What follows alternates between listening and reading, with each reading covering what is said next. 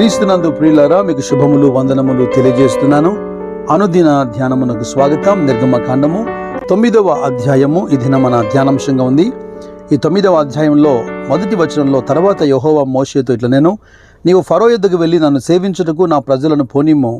నీవు వారిని పోనీయనొల్లక ఇంకను వారిని నిర్బంధించిన ఎడల, ఇదిగో యెహోవా బాహుబలము పొలములోనున్న నీ పశువుల మీదికిని, నీ గుర్రముల మీదికిని, గాడిదల మీదికిని, వంటల మీదికిని, ఎద్దుల మీదికిని, గొర్రెల మీదికి వచ్చును. మిక్కిలి బాధకరమైన తెగులు కలుగును. దేవుని యొక్క ప్రతి తీర్పు, ఆ తీర్పు వెనక లేదా ఆ తీర్పు కంటే ముందుగా చెప్పబడే మాట ఏంటంటే, లెట్ మై పీపుల్ గో. ఫరో యొద్దకు నువ్వు వెళ్ళి నా ప్రజలను పోనివ్వు. దేవుని పేరు పెట్టబడిన ఈ ప్రజలు, దేవుని ప్రజలు, దేవుని సేవించే ప్రజలు, దేవుని సేవించుటకు దేవుని ద్వారా పిలువబడుతున్న ప్రజలు. ఫరో బందీఖానాలో ఉంచాడు. ఒక్కొక్క తెగులు కంటే ముందుగా మోషే చెబుతున్నాడు, నా ప్రజలను నీవు వెళ్ళనివ్వాలి, లేకపోతే ఇదిగో ఇంకా భయంకరమైన తెగులు నీ దేశం మీదకి తీసుకొస్తాను. నాకు ఒక అంశము జ్ఞాపకం వస్తుంది. యేసుక్రీస్తు ప్రభువు ఆయన యెరూషలేముకు సమీపంగా ఉన్నప్పుడు, ఇదంతా మనము ఇక్కడ మత్తయి సువార్త 21వ అధ్యాయంలో చూస్తాం. ఆయన కొరకు ప్రవక్తలు చెప్పిన ప్రవచనాలు, లేదా ప్రభు యొక్క మరణ పునరుత్థానం గురించి ప్రభువే చెప్పిన ప్రవచనాలు నెరవేర్పుగా ఆయన మనుషుల చేతికి అప్పగించబడ్డానికి, సిలువ వేయబడ్డానికి యెరూషలేముకి వెళ్తున్నాడు కదూ. ఆ యెరూషలేముకు సమీపంగా వచ్చినప్పుడు ఆయన ఎదుట ఉన్న గ్రామముకు వెళ్ళుడి, అక్కడ కట్టబడి ఉన్న ఒక గాడిద పిల్ల మీకు కనబడుతుంది, వాటిని విప్పి నా యొద్దకు తోలుకొని రండి. ఎవడైనా మీతో ఏమైనా అని ఎడలా అది ప్రభువుకు కావలసి ఉన్నదని మీరు వారితో చెప్పండి, తప్పకుండా వాడు దాన్ని మీతో పంపుతాడని ప్రభు చెప్పిన ఒక సన్నివేశం నాకు జ్ఞాపకం వస్తుంది. కట్టబడినటువంటి గాడిద. నేను అంటున్నాను, ఇజ్రాయేలు ప్రస్తుతము ఐగుప్తులో కట్టబడినటువంటి ఒక గాడిద పిల్లలాగా ఉన్నాడు. దేవుని సేవించడానికి, దేవుడిచ్చిన వాగ్దానం ప్రకారం వాగ్దాన దేశం నడిపించడానికి ఆయన దిగొచ్చాడు. ఇదిగో ఈ విధంగా తన హస్తమును ఐగుప్తులకు విరోధముగా దేవుడు ఎత్తాడు. ఇక్కడ 5వ తీర్పు లేదా 5వ తెగులు మనం చూస్తున్నాం. ఇదేంటంటే పశువులకు సంబంధించింది. చూడండి, ఇదిగో యెహోవా బాహుబలము పొలములోనున్న నీ పశువుల మీదికి, నీ గుర్రముల మీదికి, గాడిదల మీదికి, వంటల మీదికి, ఎద్దుల మీదికి, గొర్రెల మీదికి వచ్చును. మిక్కిలి బాధకరమైన తెగులు కలుగును. అయితే యెహోవా ఇజ్రాయేల్ పశువులను ఐగుప్తు పశువులను వేరుపరచును.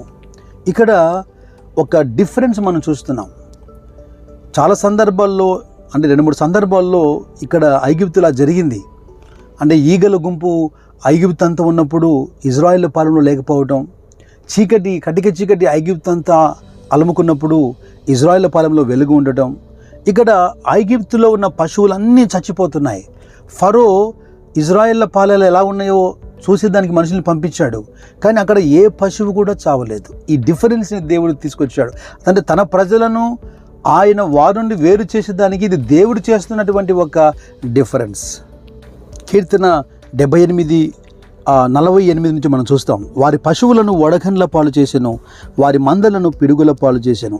ఆయన ఉపద్రవం కలగజేయు దూతల సేనగా తన కోపాగ్నిని, ఉగ్రతను, మహోగ్రతను, శ్రమను వారి మీద విడిచెను. ఆయన కోపమునకు ఆయన త్రోవ చదును చేసెను. మరణము నుండి వారి ప్రాణమును తప్పింపక వారి జీవమును తెగుళ్లకు అప్పగించెను. ఐగుప్తులోని జ్యేష్ఠులందరినీ, హాము గుడారంలోనున్న బలప్రారంభమైన ప్రథమ సంతానమును ఆయన సంహరించెను. God he raised his hand against Egypt. యథావిధిగా ఫరో తన హృదయాన్ని కఠినపరుచుకుంటున్నాడు, ప్రజలను పోనివ్వట్లేదు. అయితే 6వ తెగులు 8వ వచనంలో, కాగా యెహోవా మీరు మీ పిడికిల నిండా ఆవపు బుగ్గి తీసుకుని మోషే ఫరో కనుల ఎదుట ఆకాశం వైపు దాన్ని చల్లవలను. అప్పుడు అది ఐగుప్తు దేశం అంతటా సన్నపు ధూళి అయి ఐగుప్తు దేశం అంతటా మనుషుల మీద, జంతువుల మీదను పొక్కు దద్దుర్లగునని మోషే అహరోనుతో చెప్పాను. కాబట్టి వారు ఆవపు బుగ్గి తీసుకుని వచ్చి ఫరో ఎదుట నిలిచిరి. మోషే ఆకాశం వైపు దాన్ని చల్లగానే అది మనుషులకును జంతువులకును పొక్కు దద్దుర్లాయను. ఆ దద్దుర్ల వలన శకునగాన్లు మోషే ఎదురు నిలవలేకపోయేది.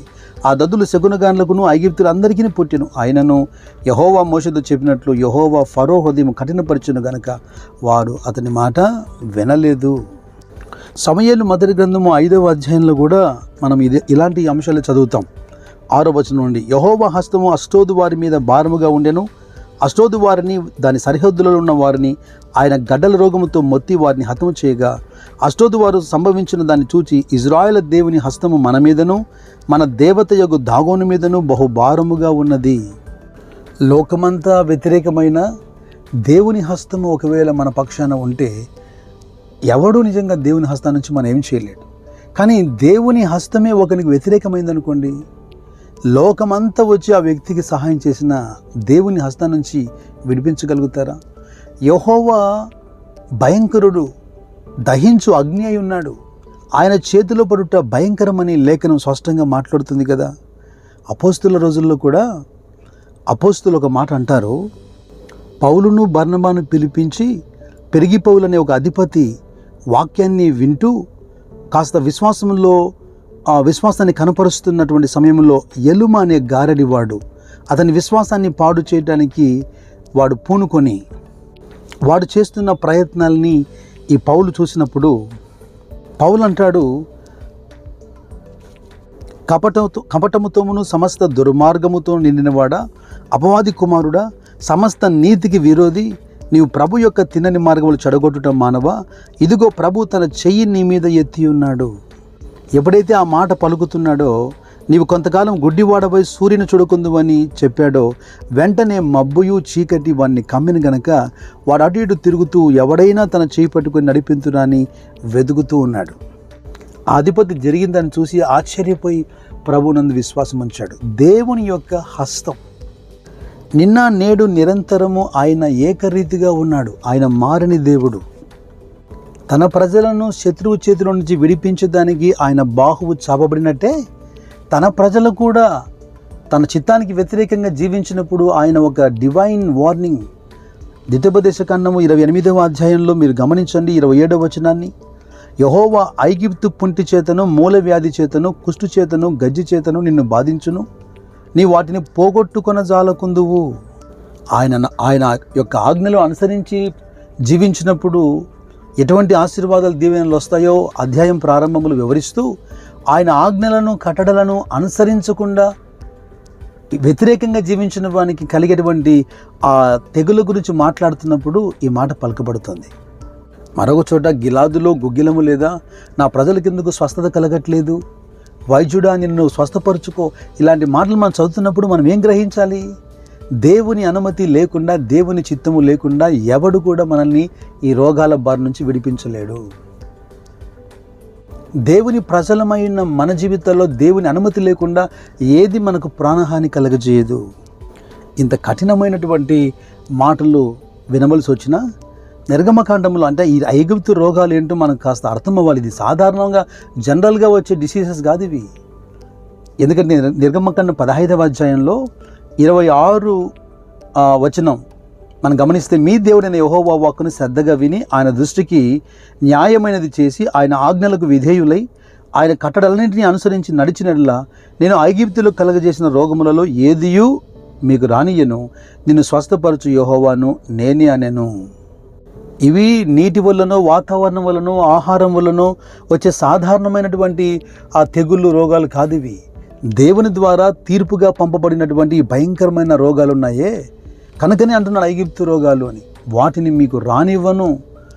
పైగా ఒకవేళ ఏదైనా ఆ విధమైన హాని కలగజేసే ప్రయత్నం దుష్టుడు చేస్తే నిన్ను స్వస్థపరచు యెహోవా నేనే అంటున్నాడు. ఇక ఈ అధ్యాయంలో ముగింపుగా 7వ తీర్పు లేదా 7వ తెగులు మనం చూస్తే 22వ వచనంలో, యెహోవా నీ చెయ్యి ఆకాశం వైపు చూపుము, ఐగుప్తు దేశం అందలి మనుషుల మీదను, జంతువుల మీదను, పొలముల కూరలన్నిటి మీదను వడగండ్లు ఐగుప్తు దేశం అంతటా పడినని మోషేతో చెప్పెను.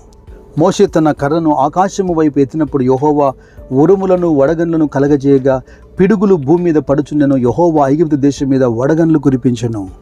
ఒకవైపున వడగండ్లు, ఒకవైపున పిడుగులు, చాలా బలమైన వడగండ్లుగా, పిడుగులుగా ఐగుప్తు దేశం అంతటి మీద, రాజ్యం మీద పడుతూ ఉన్నప్పుడు పొలములేమి, చెట్లేమి, అడవులేమి సమస్తం కూడా నాశనమైపోతున్నాయి. అయితే ఇందాక మనం డిఫరెన్స్ అని ఒక మాట అనుకున్నామే, మీరు గమనించండి 26వ వచనంలో, అయితే ఇజ్రాయేలున్న గోషెను దేశములో మాత్రం వడగండ్లు పడలేదు. గోషెను అనగా సమృద్ధి లేదా ఆదరణ, ప్లెంటీ లేదా కంఫర్ట్ అని అర్థం. నా ప్రియ సహోదరి సహోదరులారా, ఈ అంచె దినములలో, అపాయకరమైన కాలములలో, మరి భూమి మీదికి మనుషుల మీదకి వస్తున్నటువంటి ఈ రోగములు, వ్యసనములు, ఈ కుదరని తెగులన్నిటిలో నా దేవుడు గోషేను అనుభవం గుండా మిమ్మల్ని నడిపించును గాక. ఇదిగో అతి త్వరలో ఇలాగే ఒక డిఫరెన్స్ కలగబోతుంది. గొర్రెల నుండి ఆయనను, మేకల్ని వేరు చేసేటువంటి ఒక డిఫరెన్స్.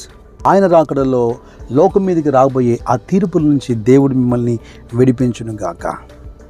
దేవుడు మిమ్మల్ని దీవించి ఆస్వాదించును గాక. God bless you.